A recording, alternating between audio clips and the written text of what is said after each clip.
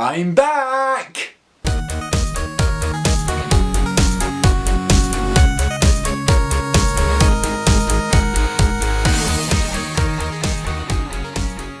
Hello and welcome to Movie Night. I'm Sam Wells and this is a brand new series that I'm going to be starting off on my channel. Basically what I'm going to be doing on this is that I'm going to be reviewing every single movie that I've seen in the past week and just clumping it all into one single video. Think of it like Half in the Bag, where instead of two VCR repairmen, it's hosted by a teenager who can't decide what his hair colour wants to be. So let's sit back, put our feet up and enjoy the show.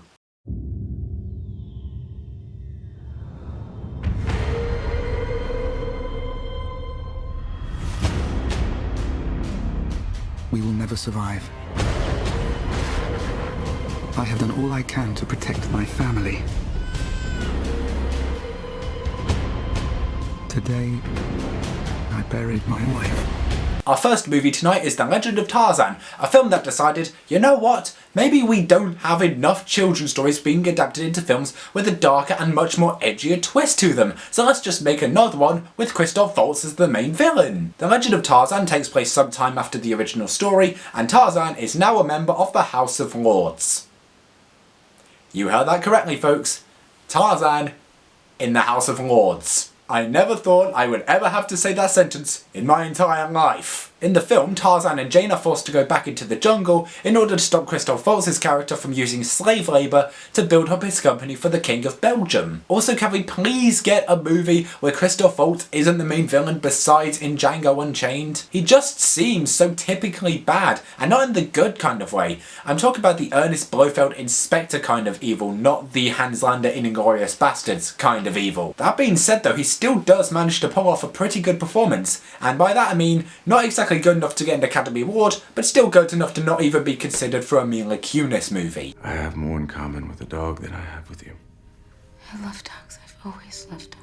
Oh yeah, and Samuel L. Jackson's in this movie. He reminded me of the comic relief when there were so many serious moments, kind of like Merry and Pippin in the Lord of the Rings trilogy. However, at times this can be a contribution to the film's downfall. For example, there could be a completely serious moment in the film and he just wouldn't shut up. He completely seemed to delete the serious vibe of that scene. The visuals in this film, however, do give a lot of points for just how brilliant they are. They create some fantastic eye candy for 2 hours straight. Amidst the pacing and the plot of Whom I've Seen Better Managing with the England football team, it did help to create some very good cinematography, the likes of which I've seen in films such as Mad Max Fury Road and Birdman. So in the end guys, even though the film did have its bad points, it's the movie's good points that do help to bring it back significantly. So as a result, I'm giving The Legend of Tarzan a B-.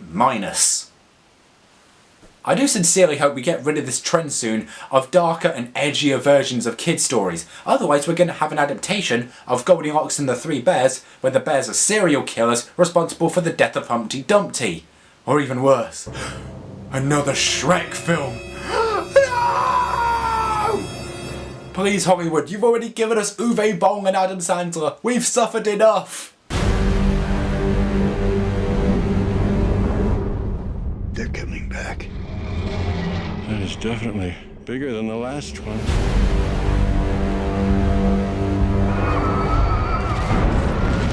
It has its own gravity.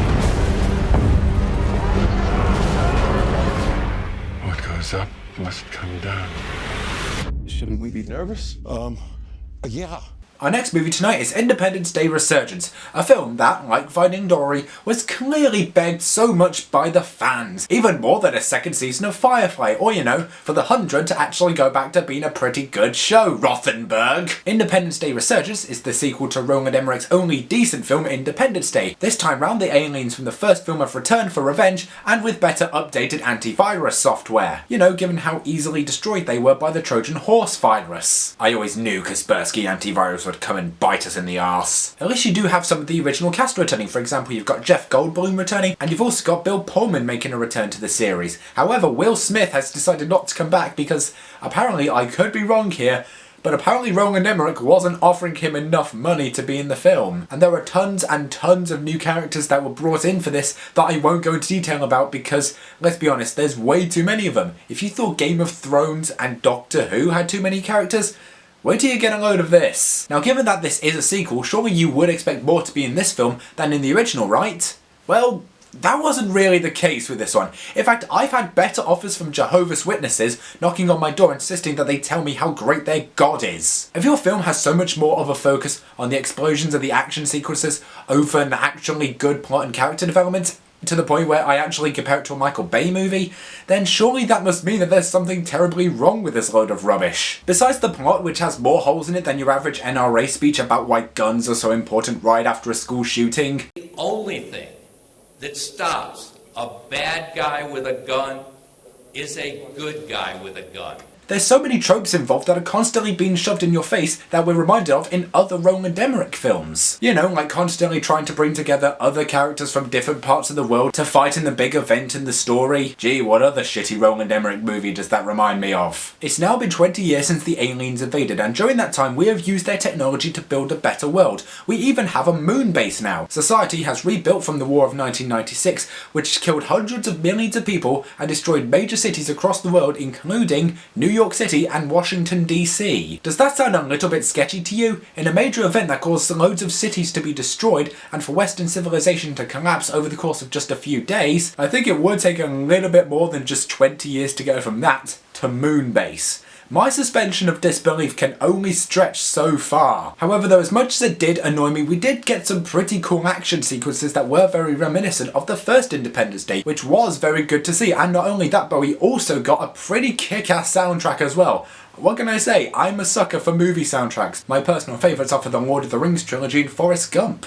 I guess it's just a personal thing of mine. So in the end, guys, there were some very good moments in the story, but they were greatly overshadowed by the parts that completely ruined it. So as a result, guys, I am going to be giving Independence Day Resurgence a D+.